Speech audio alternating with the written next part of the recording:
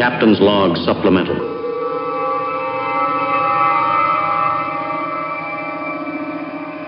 Hey Jeremy, you know those race cars you're busy building? Yeah, I do. You, I you, got one that I'm looking at every day. you know what I don't see you working on? You don't see me working on the amazing Sentinel system yet. That's true. It would take all of 10 minutes for you to have one.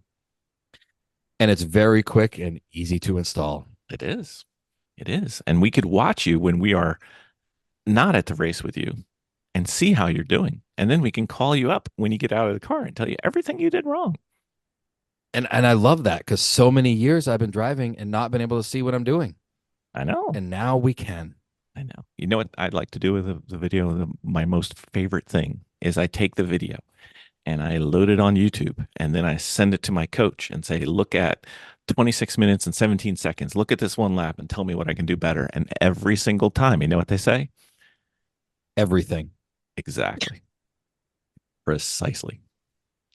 So with the Sentinel system, you get instantaneous feedback plus useful feedback that unfortunately is accurate for my driving. I think it's accurate for all of our driving. Pretty much. Yeah, that's probably true. Yep. But you need to get one in your car, sir. Yes, I do.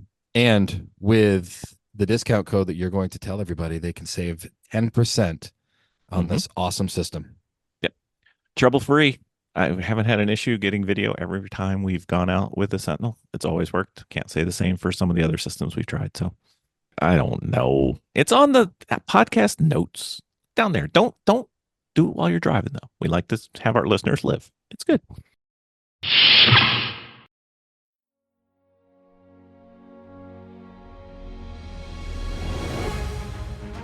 From the great halls of their house, there are assembled three who hope to one day be the world's greatest driving heroes. Created from the cosmic legends of the universe comes our team captain, the Vision, Bill Fisher, and their soon-to-be Wonder Woman, Vicky Fisher, and our Captain Marvel and head flight trainee, Jennifer Scripchuk. Their mission: to fight injustice, share what is right and wrong, to get you out of your house and come out racing with them and serve all mankind. They are the Garage Heroes in Training Team. Welcome to the Garage Heroes in Training Podcast. I'm going to be one of the hosts for this episode. My name is Bill. Who else is hosting? Vicky. You are. I am. Miss Vicky. Yes. Returning guest. Yeah. Second time on the podcast. That's true. Team PGR. Yep, you get half at least today. That's right. I guess we're Team PG. We didn't get the R rating yet. We'll find out. And last time they were on, they were talking about one lap of America in an electric car. This time they're talking about one lap of America in an electric car, finishing second overall. Yes, The big it was a good year. The big boys are here. It was a good Andrew year. DeKoning, welcome to the podcast. Yeah, thanks for having us back, or me back at least. You're representing, so you get to get to Yes. claim us. Yes.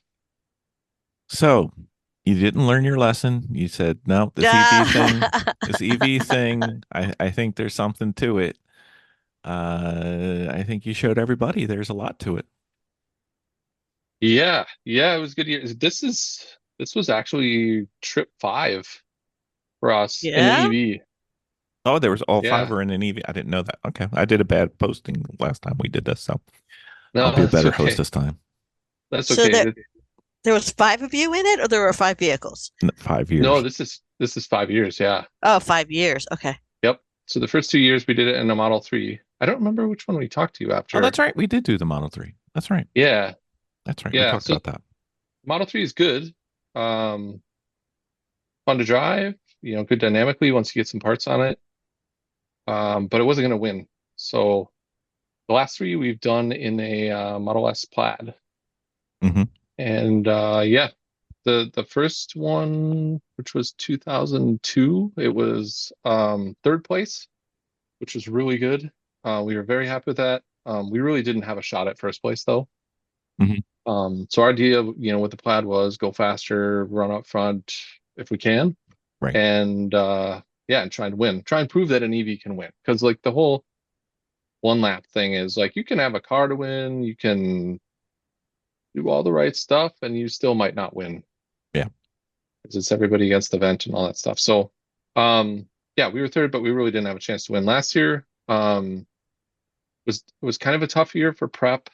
We did a little bit of prep, we did a little bit of track, but Chad's dad actually was in really bad health, and then he actually passed away right before the one lap. So it was tough. We ran it anyway. We were kind of ready, and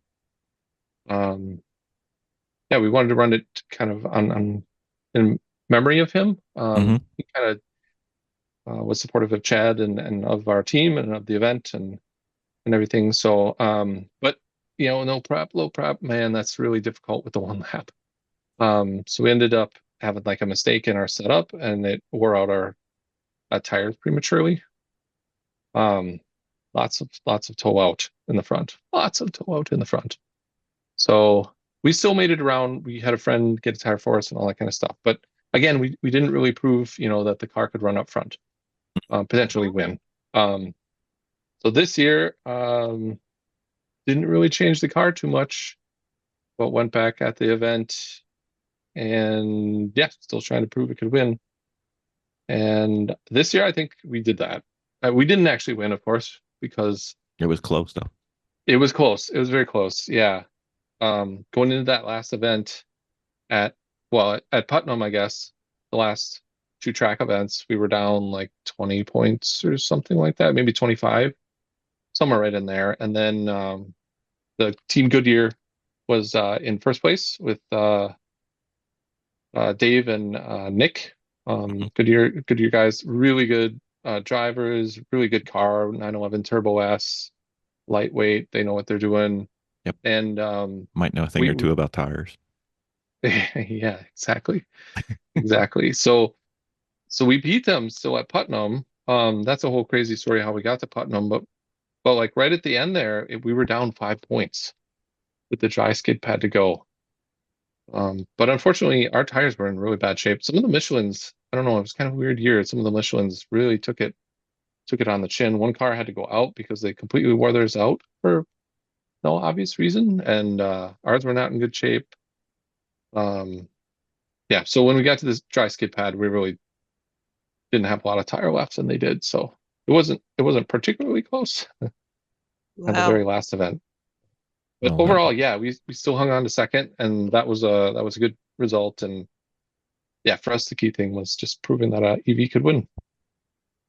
Well, dry skid pad to end the one lap was codenamed Death of Tire. So yeah. We were on PS4Ss, and they should be good, kind of all the way down. But this year we optimized kind of everything. Chad was he worked out a setup, and we were changing setup like almost every event. We brought our tire warmers. We bought them last year for Good Life. We're like, hey, let's put the tire warmers on the car whenever we can. And so we were cooking them pretty much every single event. So it's possible like we cook tires after 20 events or whatever, or I'm not sure. Either way, heat cycles, but it is. I would expect them to last, but it happens. Yeah. So anyway, we were, short version of that is we're really on the wrong tire, because this year was a dry year. We only had, obviously you still have the wet skid pad to start, but there was really only one other wet session and then maybe one other damp session, and that was it. So the teams that were on dry tires were in the driver's seat this year. Yeah, friend of our podcast, Tom O'Gorman, and they pulled the same strategy, and they came in third. Same. So I think it was a dry tire year. Yep. Yeah, Tom of course is ridiculously good when it's wet. So optimizing around a wet setup makes sense for them. And I think they had tried a couple other options too, but the question was like, are they going to wear them out? Yeah. And that's what we were worried about too, picking anything else. But I think after the 5th time now on the same tires and wearing them out every time, I think if we were to do it again, we would pick something else. Well, I mean, it's next year. Yep. Live and learn. So can I just revisit with you? You've been doing this for 5 years. Yes. Okay. What were you doing before this? Um, Before you jumped up and do you obviously you race off season and stuff like that? Because It's not just a car. I know, but I'm thinking about the window of time in those 5 years that all of a sudden you're thinking we need to have tire warmers, we need to have all this extra stuff. What worked? I know you have this stint that you go on for this event, but then yeah, there's like this whole year of planning for the next one from what worked and what didn't work, right. which I'm really kind of fascinated by that because now you're saying, oh, we brought tire warmers. And we kind of use those the whole time. And I would never have thought of that at all. And I guess is that something that guys do on this? Um, yeah, that's a good question. We saw people using tire warmers kind of each year of the last 5, but I don't know if anybody, yeah, maybe a couple teams did. The teams that are sponsored by tire companies, like Yeah. the Goodyear guys. There was a Bridgestone team this year. There's a Michelin team. I don't think the Michelin team has done warmers, but yeah, some of the teams that are, tire companies have brought warmers. Hmm. I don't think anybody's tried to run them every event because the Hmm. challenge, like it's one lap. The logistics challenge, there's the you're tired the whole time challenge, like the checklist before you go on a track, trying to make sure you get through them all those items, Hmm. setup changes. Like there's just so many things that it's kind of like the most extreme thing that you could do. It was the most extreme thing we could come up with. And why did we have tire warmers? So after we ran last year, we're sponsored by Mountain Pass Performance, and they started doing a series called the Model 3 Challenge, Hmm. which is like Model 3s but run at lower power so that they'll do a bunch of laps. And it's kind of like time trial, it's kind of like racing, contract passing, sort of that sort of thing. So they were running that series along with Grid Life last year at, I want to say, yeah, it was 3 of the events plus then they did a test at Mid Ohio. So we followed along with those events. And last fall we were at Willow Springs. Um, we did it first. No, sorry, we did it first at Lime Rock. So we were at Lime Rock, um, and Sasha, who's the principal at Mountain Pass, brought his 350Z. That's like a privateer hybrid, like Kerr's car, and he's got like F1 parts. It's a crazy car. And he brought warmers for his Michelin. So they were done running. He's like, well, let's put the warmers on your car. So we're like, sure, why not? Because the EV thing is you're trying to optimize like 3 or 4 different variables all at the same time. You're trying to make sure the tires are good, the power is good, the track is good, nobody goes off track, like all that stuff. So warming up the tires beforehand just helps you optimize one of those things. So we did it. The car was way better. Lime Rock is really short, of course, but we were able to run fast times on the first lap. So we said, oh, this is really good. So then we were going to do a West Coast swing out to Willow Springs and then Laguna last fall. Those were kind of the last 2 events for Grid Life. And we said we should get some warmers for ourselves. We can try and run them at those events and optimize the car. And they work, at least with the tires that we were using, they were the Goodyears from the team that won this year. They require a lot of heat. And yeah, Hmm. the plaid is super heavy, so it will heat them up. But by the time it heats them up, then the power's down and the brakes are cooked, and yeah, can't optimize. So yeah, we ran them last year and we had them. So we're like, hey, the teams that are like right up at the top run tire warmers for 1 lap, so let's try it. And that meant that we had to go through. I went through all the tracks to try and figure out who has power, what power do they have. Charging the car is also a challenge. So we're trying to figure out, oh, can we get power for the car and power for the warmers, or do you run it off a generator? You People just are want making fun of all the us. power. Yeah, exactly. People were making fun of us because we did bring a generator to to the first events, and we ran the tire warmers off a generator. But so we were a hybrid, Mhm. I think. So did you tow the generator or did it fit inside? We thought about doing that, but in the end, we left it behind at tire rack, just in somebody's trailer. Actually, they put it in the garage for us. Mhm. And we just use power at the tracks the rest of the time. Yeah. This year's tracks were pretty friendly. Yeah, it was like Hastings has RV spots. So that was helpful. The High Plains has like a covered little awning thing, and they had just like 2 spots on the end that had both kind of power. So that was cool. We went to Hedge Hollow, which is like a new track, Mhm. private track a guy built for himself and his buddies. But he's just started to now open it up, and he has the fanciest garages you have ever seen in your entire life. Washer and dryer. There's like, I mean, it's everything. So we actually tried to Wow. charge there. Yeah, they're super fancy. And we tried to charge there, but we failed because we brought the wrong adapter. That whole thing got screwed up. But we still did okay. Yeah, pretty much all the tracks had something good this year for us. The logistics of doing this. How much sleep did it cost you versus, Oh, wow. It yes. definitely costs you sleep. Everybody who comes up to us, like during the event or after the event, is like, "Hey, you ran a different event than us." Mm-hmm. Like, yep, we kind of do, because the easiest thing is actually the transits. People think, "Oh, how do you get from track to track?"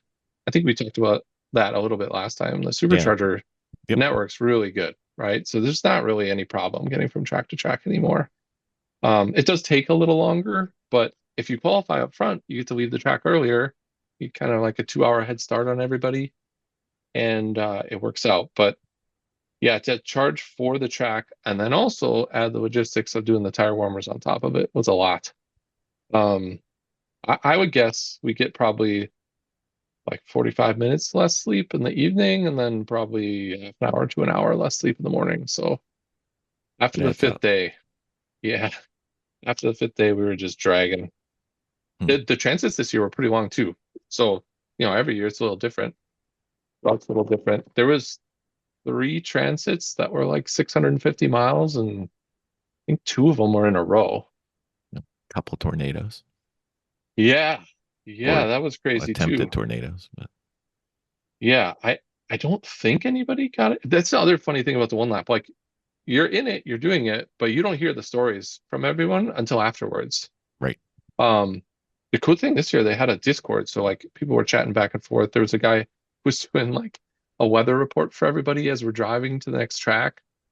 So yeah, I think everybody mostly stayed out of the really nasty weather. We were kind of going slow, staying behind it, but every year there's something. Well, were you able to attend the tornado party at the Love's bathroom that one stop, or were you not part of that? No, we missed out. We Uh, missed out. We were too far behind. Hmm. It did look like fun. it did. I think that one's a story that'll last for a few one lap years. So that was a Yep. good time. Yeah, we were charging at a supercharger while there was a lightning storm going on. Oh, nice. If you put an antenna up, you could just do it really fast, right? Yeah. You Yep. can run around like a go-kart. That's right. Not a go-kart. What are those bumper cars? Has a big hook The on bumper top of your cars with car? the Yeah. roof antenna thing. Yeah. Yeah, the big shepherd hook on top. Hmm. One bolt. All we need is one bolt, and we could do the That's whole right. event. It worked in Back to the Future. It's got to work for you. Well, same thing. I mean, it's almost a DeLorean. Almost, not quite, but it's close. Close. So you start with your wet skid pad. You guys have a Mhm. heavy car. You probably did okay there, and then you went to, where did you go? You went from Tire Rack to Hastings. Is Yeah, that right? Hastings. Yeah, the wet skid pad has been our arch nemesis for Really? the last 5 years. Yeah. Um, we did okay the first year, because the first year the Model 3 was completely stuck, and they're pretty good, right? We didn't know what we were doing, but the car was pretty good. So I think we ended up like 20th or 15th or, somewhere in there. And every year after that, we've gotten worse and worse. As we've modified the car and gotten faster car, like we just got worse and worse. So we asked anybody and everybody for help this year to say, like, if you start out last year, we started out and I think we were 65th or something. Wow. There's just no way to come back from 65th and try and win. It's just too many spots to give up. So yeah, we asked anybody and everybody. When we were doing the little interview with the one lap guys, they were joking about how poorly we had done the skid pad every single time. And they said, hey, why don't you put Brock in the car and he'll help you figure out how to get a wet skid pad. And then let's make it even more fun. If you get Brock in the car and then he beats you when you do your real run, then we'll charge you 50 points. And I don't remember what we were supposed to get out of it. I don't think we got anything out of it except for the help. There's not a lot of upside for you on this one. No, but we said yes. We said yes, of course. So Brock went out there and he did pretty good. I think he said it was the fastest or the best time, the highest G's that he's ever gotten in any car. So that was nice. And then I went out and I did beat him, fortunately, so we didn't cost ourselves 50 points, and we were in 4th place. Ooh. So wow. Yeah, 65th to 4th. That was like a win for us just to start out. I was hoping you had listened to our episode with Johann Swartz where we gave away the secrets to the skill pad, but no podcast bump, I guess. It's okay. That's fine. No, not this time. We were going to try and actually test at a skid pad too, but ran out of time and everything. But whatever, it worked out. Yeah. So then starting out 4th was like a really good start to the week. Yeah, and what is that, like 240 points or so? Yeah, it was a lot. It was a lot better. And I think the skid pad's kind of funny because some of the cars that run up front at the track events don't do as well on the skid pad and vice versa. Right. It kind of mixes up the field. So 4th was really good. We were ahead of like most of the field that was going to be running up front. So the Hastings one is interesting because the only other time I've run at Hastings, I don't think Chad has run there either. Any other time was at one lap like 5 years ago, and it was in the rain, and the track was really bumpy. And we were in that stock Model 3 performance, and the whole game was just avoid the puddles. Yep, I remember that. You just avoided the puddles, and it worked out okay. I think we were like top 5 in there, but that's literally the only time I've driven that track. So I got a little bit of sim work in, but I'm certainly not confident at that track. And yeah, I think I dropped a tire on the outside of one of the braking zones too. And yeah, that screwed up that corner 3 times in a row in that first session. So we did okay. It was still fine, but it wasn't real good. And that's the qualifying for the whole week. It's kind of how the one lap works. Yep. For some reason, I thought the skid pad was the qualifying, which I thought would have been really fun, but it's not. So that would really mix it up. I think that'd be hilarious. Yeah, it would like, because running up front, like I said before, is an advantage because you get to leave the tracks earlier, arrive to the next one earlier. So anyway, yeah, I think we ended up 6th. 6th is kind of interesting spot because a lot of the run groups are either 4 or 5. And so you end up in the second run group. Sometimes that's good. Sometimes it's not good, Depends on the week and the weather. But yeah, overall we did okay at Hastings. I think after Hastings, because of the way went west to the High Plains, right? Yeah, we went west, and I think we were in 1st place even. Wow. So that was good. Obviously, the mix up with the wet skid pad kind of means there's lots of figuring out still to do. But yeah, we went west. So High Plains is, I was asking around. I was asking Tom O'Gorman. It was the weirdest thing. There was like 45, 50 mile an hour winds. Wow. And we're out on the plains, and it's one lap, so like you run no matter what, right? Yep. Rain. I mean, unless there's lightning and the corner workers can't go out there, You're running. and hail, like that's about it. Yeah, we're running. So it was like straight into the cars on the big long straightaway, and there is some pictures that everyone needs to go look at. There was tumbleweeds Mhm. flying everywhere. Like Good Lord. you were driving down the straight and there's just tumbleweeds hitting your car just over and over. It was insane. It was craziest thing ever. Everybody's radiators are getting filled up with tumbleweed seeds and lots of entertaining pictures and video. Did you Um, did you pass the tumbleweeds or did they pass you? they were going into us on the straight, so Bill. we definitely passed them. Okay, that's good. In some of the other areas, though, it was close. It was a race. It was definitely a race. Yeah. It was like a cartoon that was drawn with real people and real cars. It was quite funny. Yeah. Yeah. People were, some of the cars that had lower power, people were saying they were down 25 miles an hour on the straight because of the Wow. wind. I can imagine. Wow. It was just crazy. And like you don't have to brake very much because the wind just like hitting a Pushed brick you. wall. Yeah. Yep. Yeah. So that was a fun track. I tested there like 3 or 4 weeks beforehand. Before that, I'd never been there, but I got to drive the car there. I turned the power down in our car. So that's one of the things that's nice about our car. When you crank it all the way up and do like, near 1,000 horsepower, you do like a couple laps and the pack is overheated. But we have control of the power. And so we can turn it down to like half power, like 500 horsepower. Mm-hmm. And then you can do laps. So I ran like half an hour session with the car at 500 horsepower and it was good. How are the brakes with that kind of lap time? Yeah, the brakes are right at the limit. We sort of run out of brake and power at the same time. And It's better than before, I guess. yeah, true. We were testing out some brake pads for a mountain pass actually. And they were running out before the power was running out. So we did end up switching pads during the week too, back to the ones that we've used in the past.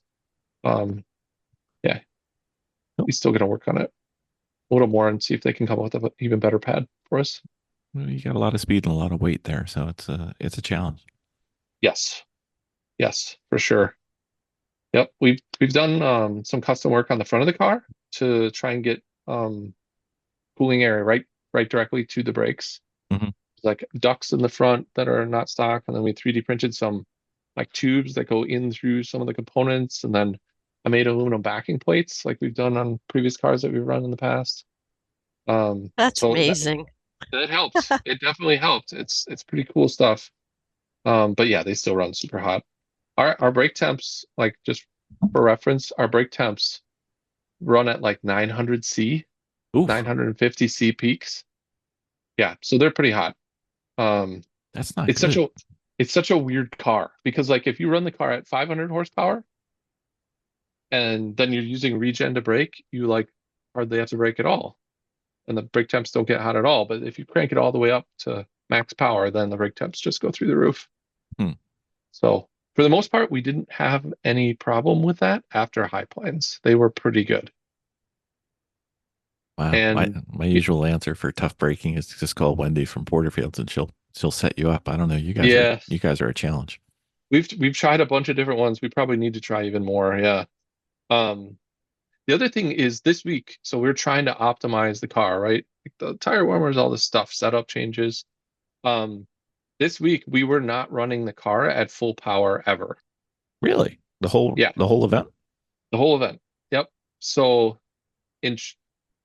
again, every year is different, whatever. These tracks were pretty long, relatively speaking, for us. So we're turning down the power 10, 15, 20, 25% to try and make sure that we're minimizing the time. And minimizing the time sometimes requires, less power. So it's kind of like Randy Popes has been driving the Unplugged car. He's done Pikes Peak a couple times. Yep. And he and I have talked about how to drive the car a little bit. And I was trying to convince him to use even less power down low at Pikes so they had more at the top, but they did a really good time last year. He described it as driving like you're trying to save fuel. And I that's could see kind of that. what we're doing. Yeah, we're driving to try and save heat capacity, but that's kind of like driving to save fuel. So come out of the corners, get on the power really good, get up to your max speed, whatever that is, as quick as you can, and then just kind of hold it there for the rest of the straight. Right. So it's such a weird thing, right? Because in the one lap, you're trying to go fast and you're trying to get all 3 laps good because they all 3 count, Yep. all that stuff. But the whole time I'm watching the brake temps, make sure that they don't go crazy. I'm watching the power to make sure that we don't run out of power. And then, yeah, playing with the tires to make sure that they stay up to temp. The way that we were cooking them at high plains, for sure, the first lap is the best lap. Which, like, if you look at any of the other cars, it's like the first lap is the worst lap by 3 or 4 seconds, sometimes even a little more than that. And then they get better and better. Our first lap was often our fastest lap because I was using the most power then. Yeah. And And then you, after you that, have some pretty good acceleration in that car too. So yeah, you get a little bit of a gap on everybody. Yes. Yeah, we try to maximize that. Like if we're gonna get the benefit from going from zero. The Porsche that the Goodyear guys were running is just about the same power to weight. And they Yeah. have launch mode and everything. So we're not getting anything on them, but certainly the rest of the field we definitely are. Me and my little Mini Cooper, you would have got a few seconds on me, I'm pretty sure. Yeah. Yeah, it's I don't know.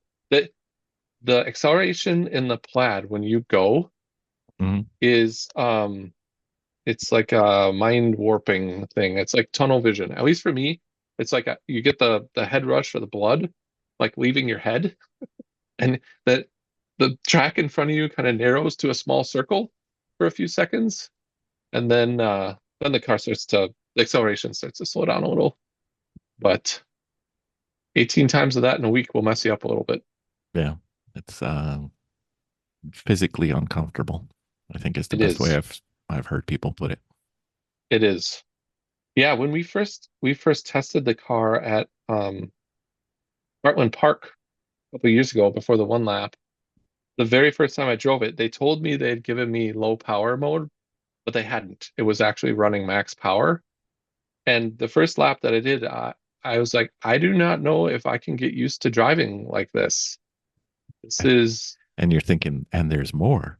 yeah, exactly. I'm like, there's no way. There cannot be more than this. And fortunately, yeah, there wasn't. That was it. So I'm Yeah. still not sure I'm used to driving it. Even after 3 years, we've done, I don't know, 25 events on the car, including some of the one lap ones, maybe even more than that now, probably 60, 70 days. I'm not sure that anyone can get used to driving a car like this. It's just very, very extreme. Oh, I mean, the human body was designed to run like 20, 25 miles an hour, and you're doing a little bit more than that and a Yes. little faster getting there too. So Yes. Yes. So you guys have moved on to Hedge Hollow. Tell us Yes. about that. Yeah, that was after the night of the storms. Hedge Hollow is cool. Um, Hedge Hollow was interesting too when I tried to test there with NASA, the very first public Mhm. event in April, I think it was, late early April. Um, and when I drove in, the track owner, I think was watching on cameras or something, and he saw a Tesla driving, and he said, "Oh, no, no EVs. We don't let EVs on the track." Um, which that's actually not the first experience that I've had like that. It's probably like the third now. So the good news was there was a lot of one lap friends at the event. So they really didn't let me run, but JD from one of the other teams had his Porsche 911 there, and he let me do some laps so I could get used to the track. Mhm. And then, critically, the thing is, okay, you don't let me run now, but we're supposed to be back here in 4 weeks. Can we run the car then? And this is kind of, I think, a common thing with a lot of track owners, especially on the eastern portion of the country, probably less so to the western. They just don't really have good information about EVs and running them on track and what it means and what they should be concerned about and kind of all the things. So the good news was the owner as a track manager, Nick, and I was able to get in contact with him at that event, at that NASA event. And through the course of some conversations with him, I got him a bunch of information about the car, and they relayed to me what they were concerned about, and we worked it out, and I was able to run at Hedge for the Right. one lap. So that was good. They actually were concerned kind of about all the lithium battery cars. So we had the E-Ray, Right. the GM chief engineer was there running with the Michelin guys. So they kind of went through the same thing that we did a little bit. The Acura has a battery. It was a hybrid too. So anyway, we got the information. Hedge Hollow is interesting track. It's super high speed if they run kind of the outside loop. There's like 3 times a lap where you're going Mach 10. We actually ran the full course, which makes it longer, which is not great for the EV, but having been there is just such an advantage. Andy Hollis calls it pre-running. Like the people who run up Yeah. front generally pre-run all the tracks, or at least have run it in the last year or two. So yeah, it's at Hedge, it's worth a lot. There's certain tracks where it's worth a lot and certain tracks where it's not. Right. High Plains, it's worth a ton because there's so many blind corners over crest. At Hedge, there's like 2 or 3 of them as well. And then the other thing was it was kind of damp. So everybody was real cautious on the first lap, myself included. But after going around one lap, I'm like, wow, this track is real. Even though it was damp, it had 80-90% grip. So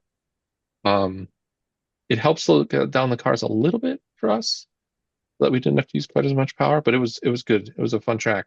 The big challenge there for us is we couldn't get that charging thing to work. So we were down like 15%, maybe even a little more than that on state of charge. And so that translates into just lower power. So it's kind of a challenge. If we went back there, now we figured out what we should do, and they were going to make some accommodations for people that had EVs so they could charge them. But yeah, overall, I think we still came out of there in second place as well. Mm. And yeah, a bunch of people, because it was brand new track, hadn't run there.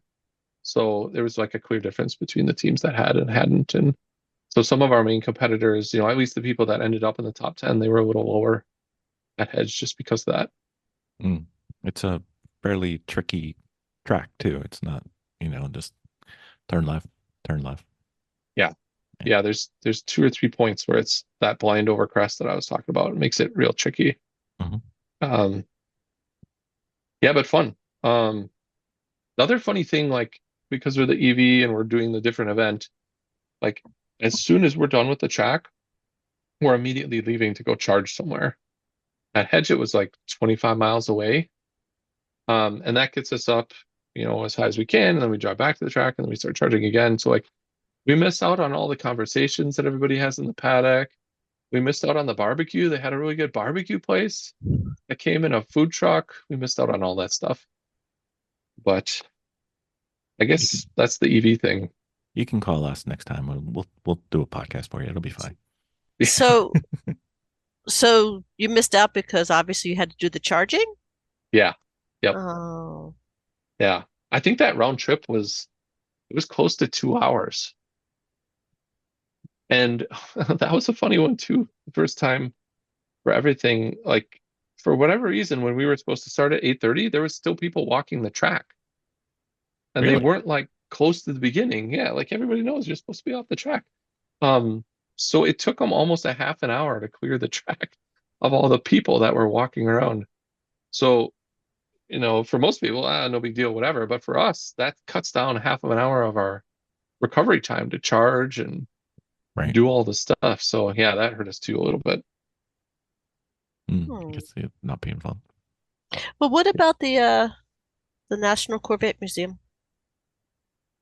Yeah, NCM has been kind of a staple, I think 4 out of the last 5 years. Super, super fun track. I practiced there once myself as well. Again, it's the challenge. All these tracks are just so stinking long. The first event of the day, there was legit water on the track, so that helped us because, of course, all-wheel drive and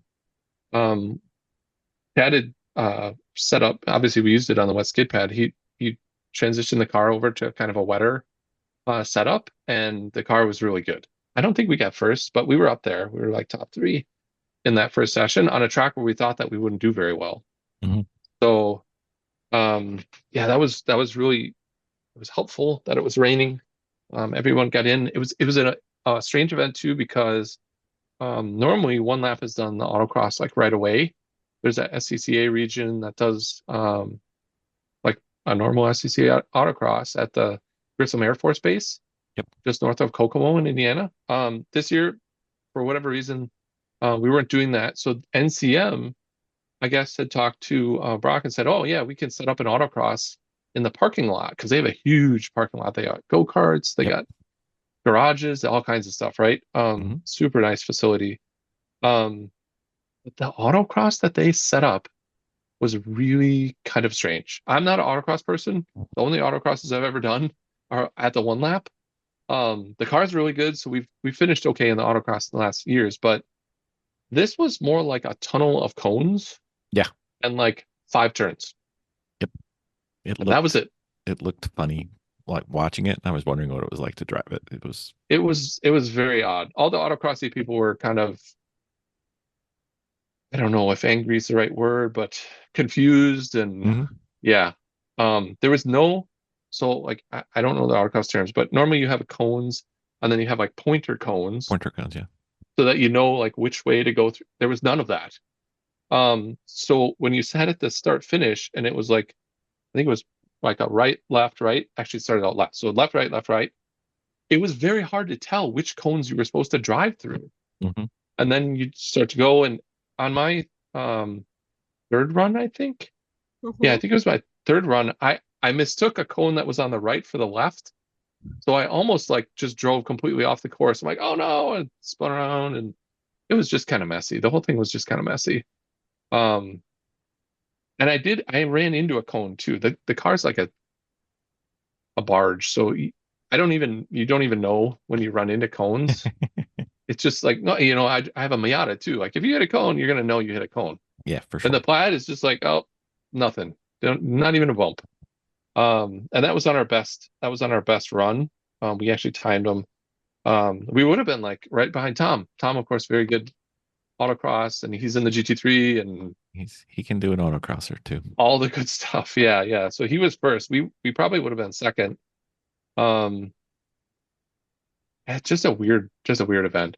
But the other interesting thing, a very nice thing, is there's CCS chargers at the National Corvette Museum, which is just like right across the highway, right from the track. So we were able to get over there, charge up. But then with the autocross thing in the middle, we ended up not being able to charge up after the autocross, but before the afternoon.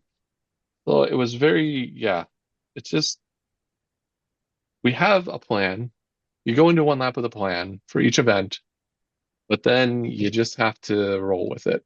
And sometimes that means you don't get to run in an optimized way. Yeah. So that afternoon session, for us at least, it was dry. It was really nice. That means we're slower relative to everybody else because now everybody can go fast and whatever. But after we left, though, the storm started rolling back in, and there's some crazy like wall cloud pictures from NCM. And I think it hailed significantly, and then I think there was lightning and stuff. So for us, even though the morning was good because it rained, and then the autocross was weird, and then the afternoon was disappointing, that got thrown out. Yep. So we ended up kind of benefiting from that, just because of that rain session. Yeah. And then we headed to pit. This year was just right around the corner. Right around the corner. Yeah. It's right there. I think we got in, you're asking about the timing. Like most of these tracks, we were getting in at like 1:30. Oh, that sounds terrible. It was the long transits were pretty rough. Maybe even 2 on one of them. And then, in order to charge in the morning, we were getting up at like 5 a.m. So it was not a lot of sleep. No. This year was not a lot of sleep. Yeah, we invited you guys on and said, when you have recovered, Okay, so that's another He's still funny recovering. Yeah. I think we are. There's a normal thing that everyone talks about on the one lap, like when you're done, that you've been doing like track days for so many days in a row that like Saturday you do the morning thing, Sunday you're like, okay, where are we going to run today? And you're like, oh wait, we're not running today. And Monday it's kind of like that too. Everybody calls it like the one lap hangover. Like you're ready to go do a track day again. Yep. But there isn't one to go run. This Oh, year, for us, it was not like that. I was done. We were done. I woke up the next day and said, thank goodness we do not have to do a track event today. wow. And yeah, after 3 days of 10 hours sleep, I think I was back. How many days? 3 days of 10 Three hours of days. sleep. Yeah. Wow. It was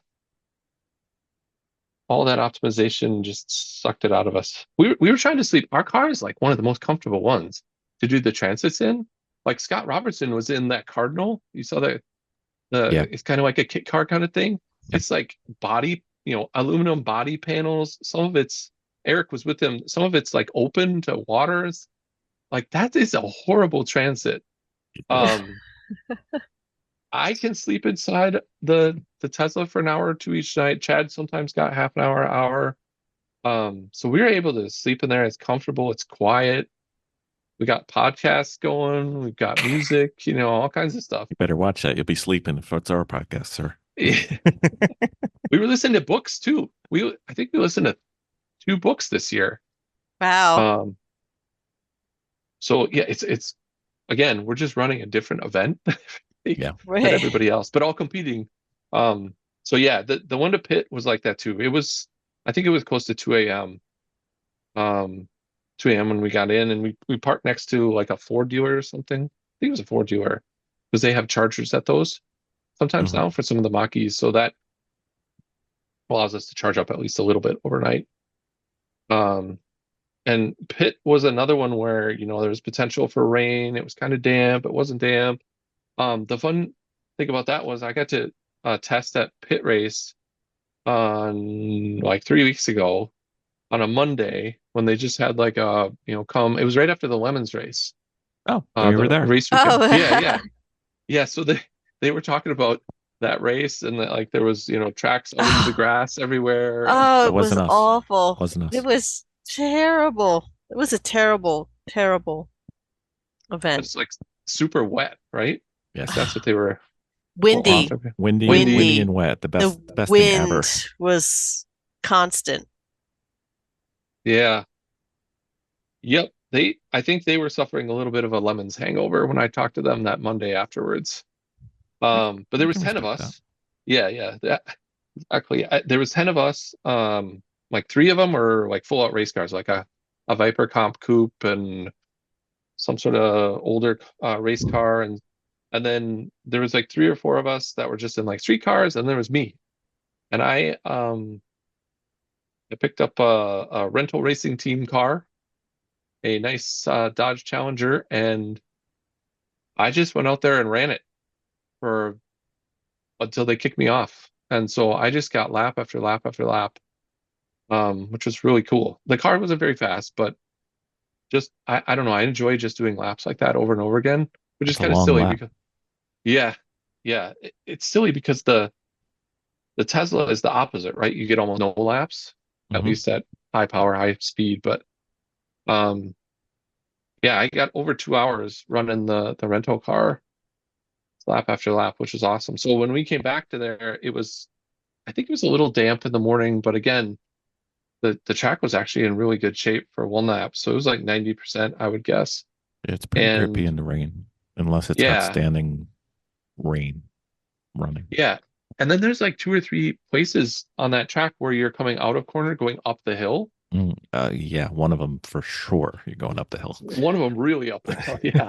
A couple of them, it's like the last corner onto the main straight, you're kind of going up and out, and then the ones, I don't know all the numbers, but the ones back by the trees, 14. you do right, up and then to the left.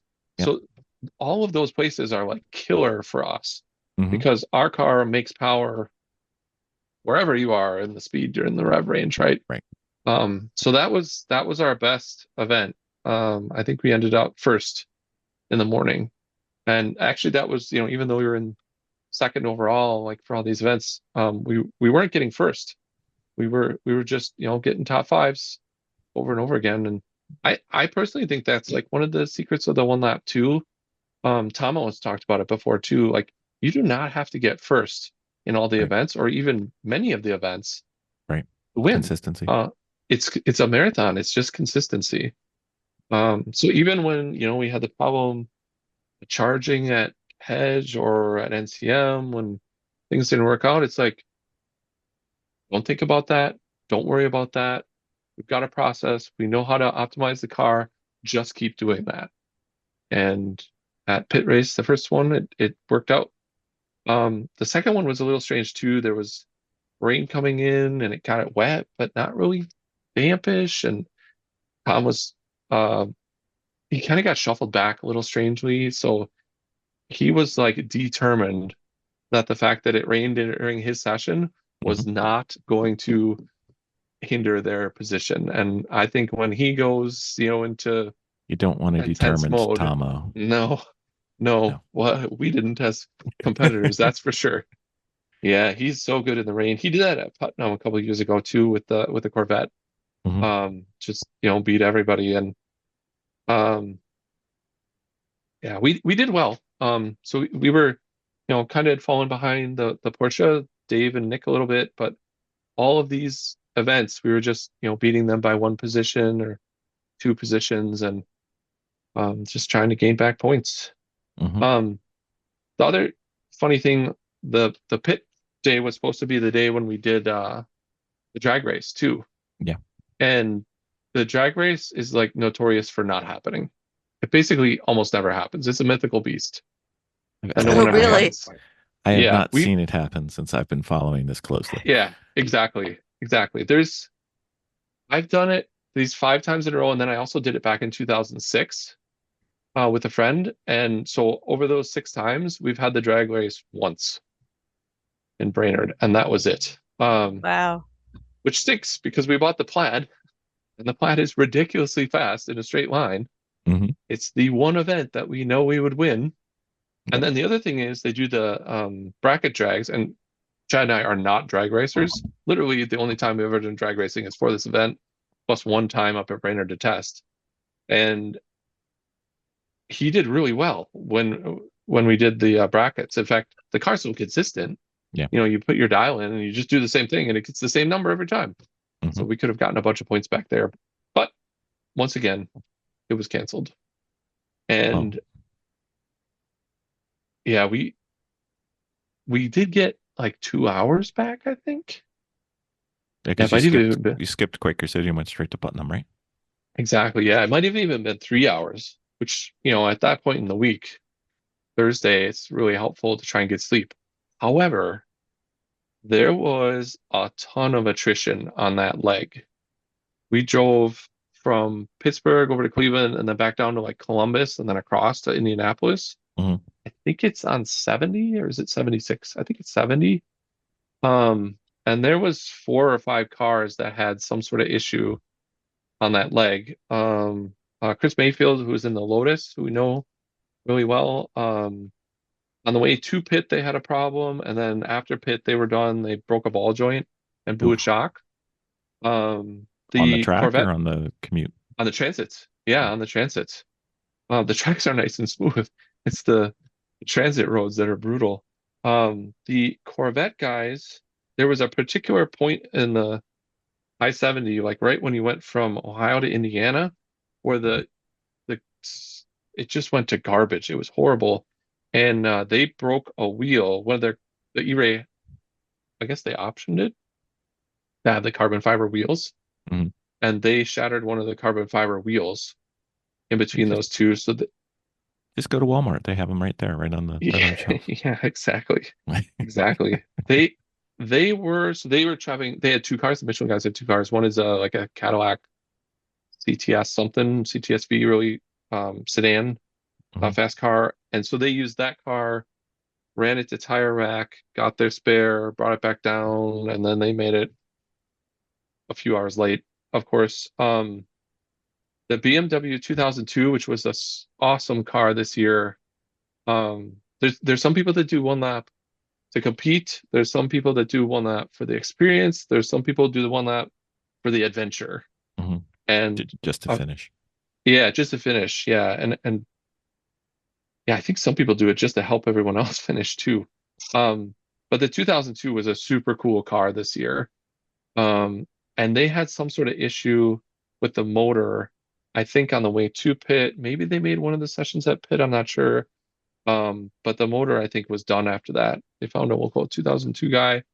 So their car was done. We were driving between the two things too, and yeah, the big thing for us for the week, the car was mostly good, except for the charging issues we've been talking about and the sleep thing. But on that same road, on the way to Indianapolis, right before 40 miles before we got there, we were at a supercharger, last one of the night, at like 10:30 at night or whatever it was. And while we were charging, all of a sudden we heard the clunk, which is the contactor shutting, which means suddenly charging stopped. And we both looked at each other like, what was that? That was really strange. And then it popped up an error on the car. It's like, oh yeah, charging equipment malfunctioned. Which we've seen maybe once or twice in 500 supercharging sessions. But this one is different. The contactors closed and like it was really strange. And we started trying to like replug it, move over, wait, it won't go into gear. Wait, we have like 15 error messages up on the car now. And the Teslas, the newer ones, have these tiny, tiny lithium batteries in them. And so if you run the car off of the tiny, like it's the 12 volt battery, but it's actually 16 volts. Yeah, the car will only run for like 10 minutes and it will kill that battery and the thing's dead. You really need to be running the car off the big battery. Right. But now we have all these error messages. We're trying to troubleshoot it and we killed the small battery. And then we have a jump thing and we put that on there. That gets us another 8 minutes and we killed the battery. And someone's helping us, a friend of ours in Massachusetts, looking at the car remotely, trying to figure out what it is. The car's telling us the front motor is no longer talking to the car. And like, did a rat chew through the wire while we're sitting here? Right. Lots of pretty negative things. Like, did the inverter die? Did the motor die? Like a bunch of these things would take us out. We'd be done. Right. The 2002 team, and this is the best part of the one lap, in my opinion. Like, it's everybody against the event. Everybody's trying to help everybody else. We put out the APB. Hey, we're stuck at a supercharger. We really need somebody who can jump our car so that we can continue to troubleshoot it. Well, the 2002 team, Ray and Nikki, had gotten a rental Impala. They were behind us. They're like, oh yeah, we'll stop. They pulled in. We start jumping the car. We start investigating it. And then the Toyota guys saw the same message and they stopped because they were still behind us too. Toyota Performance Engineering has like 3 teams that come plus a media car, and they have like 12 automotive engineers. And they kind of act as the cleanup crew for everybody. Like Yep.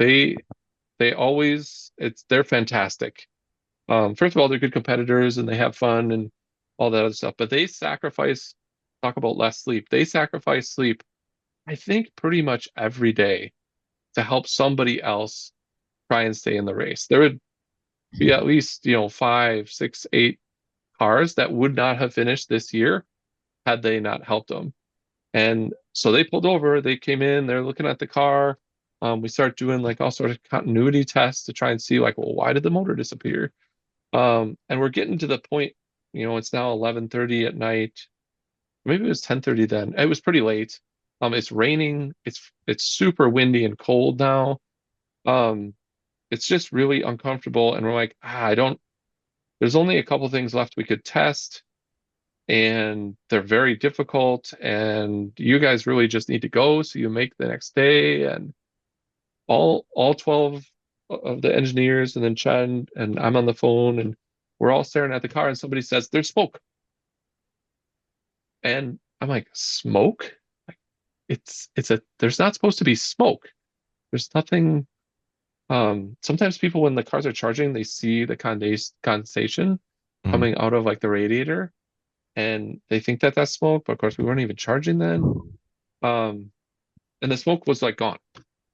And then like three of the other engineer guys are like, "Oh yeah, I smell it. I smell it. Yep, there's smoke." And like 3 or 4 minutes later, somebody says, "Oh, there's smoke again." And now they kind of noticed like where it was coming from. So now we're looking down into the car, like trying to figure out where it is. And 3 or 4 minutes later again, somebody was staring like right at it. And one of the wiring harnesses in the front, which happens to be the one that goes to the front motor, was glowing so much that you could see it through the harness wrap. And it was smoking, and then it was shorting a bunch of the wires. And it was Wow. melting it was melting like the insulation off. So the engineers go at work. We send somebody to Walmart. They're getting parts. The other guys are digging in. They're cutting apart the harness, trying to figure out, okay, well, which wires are burnt? Oh, it's the one that we were just testing. Well, why didn't our continuity test check it? Oh, because there's one strand of a 22 gauge wire that's still there. Yeah, it's And that continuous, but can't carry is a continuous, but load. no current. Yep. Yep. And the current, it's a really small wire. The current was just to run the controller on the front motor. And that's why it disappeared, because every time I tried to send current to it, it would overload, the circuit would pop, it would auto reset 3 minutes later. So man, we went from I think we're done to 12 Toyota engineers plus us, plus somebody getting us stuff, and it was awesome. And that's for me, um, yeah, the best part of this one lap is just when everybody's pitching in, trying to get competitors to the next thing. So the problem for us was even after we fixed that, and they did fix it, and the motor came back, and suddenly all of the car stuff starts working. We had killed the 16 volt to 12 volt battery, Right. and it had killed it to the point where it's supposed to protect itself, but it killed it to the point because it's lithium. The voltage goes too low; it doesn't want you to charge it anymore. Mhm. Well, without that battery, we couldn't go into gear. So we're still stuck. The car now runs, but it won't go into gear, and we're dead in the water. And we're like, well, I guess that's the end of the one lap for us. We sent the Toyota guys on their way. Ray and Nikki took off, and we sat there for a little while, and we're like, well, can we rent a car? The other thing about the one lap is like, never say die, right? Try and do Mhm. anything you can to keep the car running. So, um, can we rent a car? Can like if we get somebody to pull into the supercharger, can I go over there and talk them into letting us borrow the 16-volt battery so we can get the car in gear and then give it back to them so we can drive somewhere? Like just anything. What can we do? Um, and our best result ended up being getting the roadside assistance people to tow our car. The guy did an awesome job towing it. And they dropped us off at the service center in Indianapolis, which was 40 miles away at like whatever 3:30 in the morning now. Um, and we were just hoping that it wasn't supposed to open till 8. We're supposed to be on the track at 8:30, or it's still an hour away even from the service center. We're just hoping that one of the service guys comes in early and gets us a battery. So thankfully someone did. They came in at 6:05 a.m. I had found a window, so like the whole thing is like you can't see in anywhere, but way in the back by the loading dock there was a glass window. And at 6:05, I saw a light come on. I ran back to that window.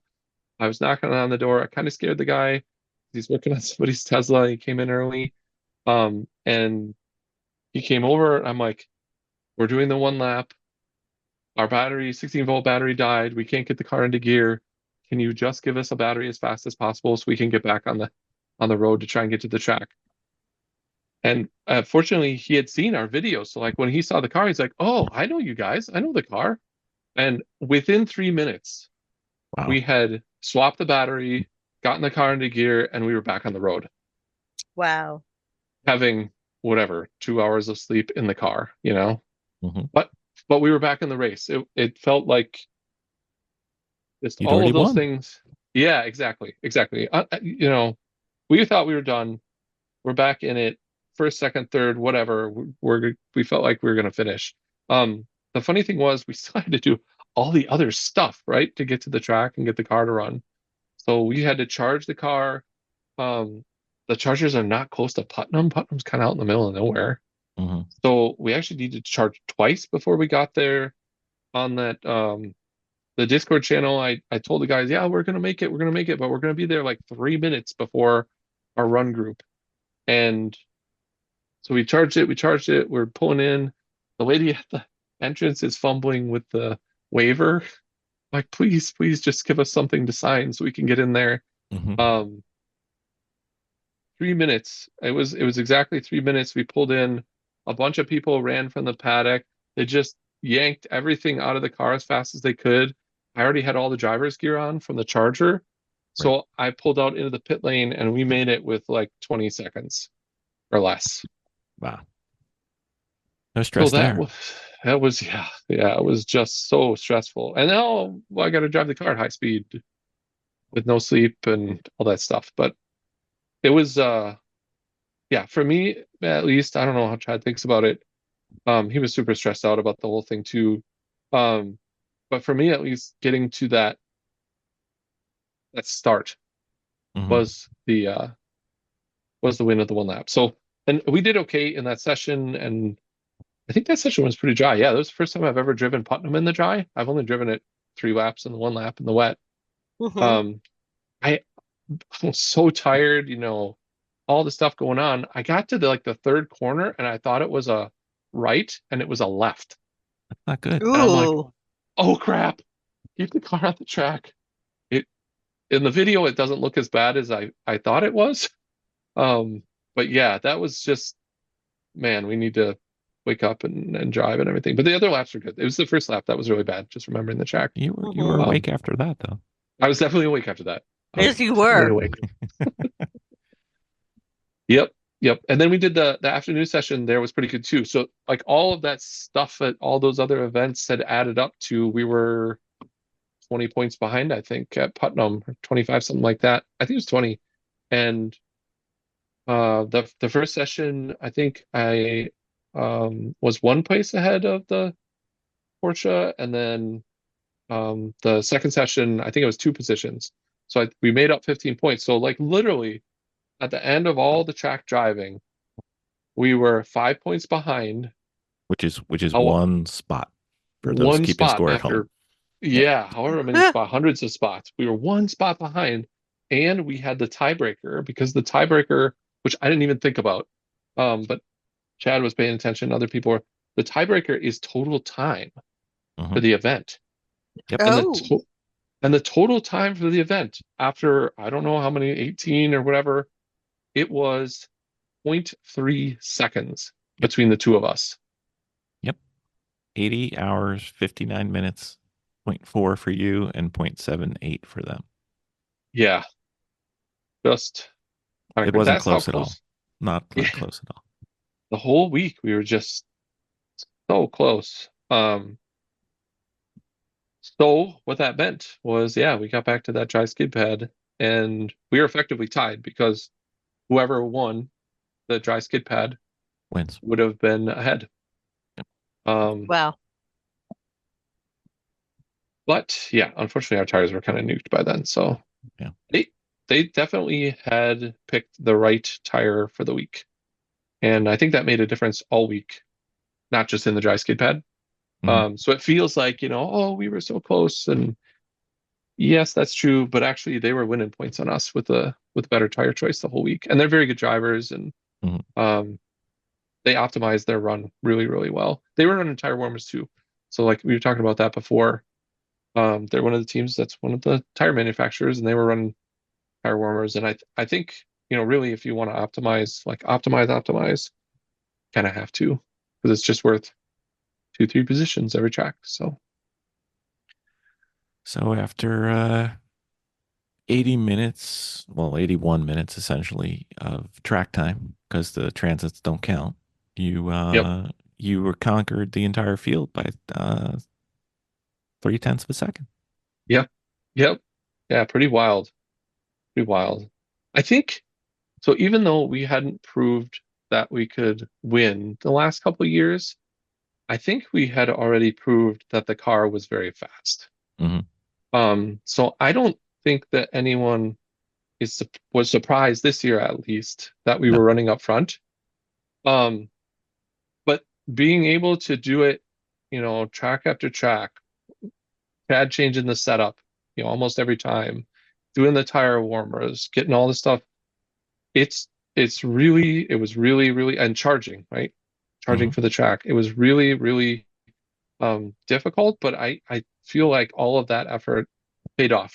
And yes, we ended up with the lowest time of anyone, which was pretty awesome. That is super cool. Mhm. Job well done, sir. Yes. And after 30 hours of sleep, 3 Almost days later, human? whatever. Almost Yes. human? Yeah. Felt Yeah. like back to being a normal person. Yes. There you go. So I'm sure we have a listener or two who are sitting there saying, I could do this in an electric car. You gonna walk them off the ledge, or are you gonna say, go for it, dude? I think you should go for it. Yeah. Just grab electric car and just do it. Well, no. No. No. Maybe not a Chevy Volt or something, Yeah, exactly. I think there's only, that goes back to kind of the thing that I was talking about with the Hedge Hollow track manager, and we've talked to the Eagles Canyon guy and the Brainerd guys, and there's only a subset of electric cars that should really be on a track. Mm-hmm. And it doesn't really include the Bolt. Part of it is designed for performance. Not that many cars are designed to perform well. And then the other part of it is like the safety aspect. Some of the cars are just not as well put together, not as well designed. They shouldn't be on the track. Right. So yeah, if you want to take a Tesla on the track, you should. It's fun. It's a challenge to optimize. It's a different challenge than ICE cars. The funny thing about the One Lap is like now we're the Tesla guys, and I understand why and everything like that, of course, because we run it 5 times in a row and all that stuff. But actually, we're RX-7 people, and we've been doing RX-7s for 20 years. So you're used to being abused. We're used to being the weird people. Mm-hmm. Yes. Yes. And so, yes, to drive, an EV on the track is going to be different, but I think it's fun. It's a different challenge to try and optimize the performance. The one thing that's really nice about EVs on the track that you do not get mostly in other cars is you can hear the tires. Sure. And you can hear all 4 tires individually, and you can tell what they're doing. Mm-hmm. On the cars that are using, some sort of stability control, whatever, you can tell what the stability control system is doing and work with it instead of working against it. Whereas, a lot of times transmission and motor noise covers all that stuff up. So, yeah, I think somebody should do it. It's not hard. I don't think it would be hard to finish the One Lap in an EV, but it's hard to optimize. It is really hard to optimize. We're certainly willing to help anybody kind of prep and plan for that. And yeah, Teslas, I think the performance Teslas are all viable on track. I think you could do a Taycan, especially the new one. The challenge with anything besides a Tesla is the network, the charging network. Right. A bunch of the other cars are starting to get access to the supercharging network, so that'll help. I think the new Hyundai N series cars, I think it's like a 5N or whatever, that would probably be a fun car, and you could probably do that on track. The and Sapphire, you could make the cool noises too. Yeah, you can make the noises. Everybody be like, "Wow, that sounds awesome." And then yeah, like a Sapphire, like a Lucid Sapphire, that would be like going in the other direction. Yeah. In the heavier, even faster direction. But I think that they've tuned it and designed it to run on the track. Beyond those cars, I don't know if you'd want to do like an i3 would be just oh my gosh. Yeah, that would be terrible. That would be just a nightmare. All right, last question for you, sir. Yeah. With the power of being able to look back, what tire should you have used? Well, it was a dry year, And there's a limited amount of tires that will work on a Plaid because the thing is so stinking heavy and we want really wide tires. Yeah. So, and we've run mostly Goodyears and Michelin's on the car so far. The other option would have been, besides those two, would be a Continental. Tom and Salil obviously chose the Continental. They were doing a wet focus. The Lotus was on a Continental. I think the people that wanted wet focus, meaning they thought it would rain a bunch, went for the Continentals this year. There's some other Super 200 options that other people could use that our car couldn't because it's too heavy and they don't have the right sizes. Right. So for us, it was really wet focus. We probably should have picked the Continental, not the Michelin, given the way it wore. And if we were doing dry focus, we should have picked the Goodyear, the Supercar F3s. We have a set of those. I tested on them. They're really, really good. They like heat, so the fact that we were cooking the tires would have been great. We just went with what we knew. You can't thinking make it that they perfect. were. Use the information you have, Yeah. Yep. But this year was the good year for sure. Well, sir, congratulations. You won on time and were very close for points. That was fantastic. You did good. Yeah, it was fun. It wasn't like fun like it was fun like, man, this is a challenge and we overcame it and we proved what we set out to prove and we optimized, the way that we were trying to. It just, feels good. Well, I don't believe that anybody walks away from the one lap saying, "Whew, that was easy." No. So nope. I did hear DJ on the podcast saying, he was like ready to go for another lap or two and go for another week or so. And I'm just like, that's the first person I have ever heard say that. But DJ's a fantastic, unique beast. So yeah, they had a good week. I don't think they had any problems during the week with that car. It's if you can make it through the whole week and doing all your optimize and getting sleep and maybe you'd say that. But man, that was not us. And not a bunch of the other teams. Last little bit, right? Yeah, exactly. So, well, sir, we will keep following your exploits. If somebody else wants to follow along or see how this went or see how future events goes, how would they keep up with you guys? Yeah. I post everything out to Facebook and Instagram and X, Twitter, whatever, and YouTube. And the easy way to find all those is just to go to teampgr.com and all the links are all right there. And we have like race logs from this one, and I posted about half of them so far, and then we just ran out of time and sleep and everything. So I will eventually post all that up, and you can kind of see how we were feeling night to night and watch us get more and more tired each time. Exactly. Yep. Yeah, it's fun. It's part of the survival of the event. Yes. So, well, job well done. Say congratulations to your partner in crime. Absolutely. Yes. Thanks for having us on. Thank you.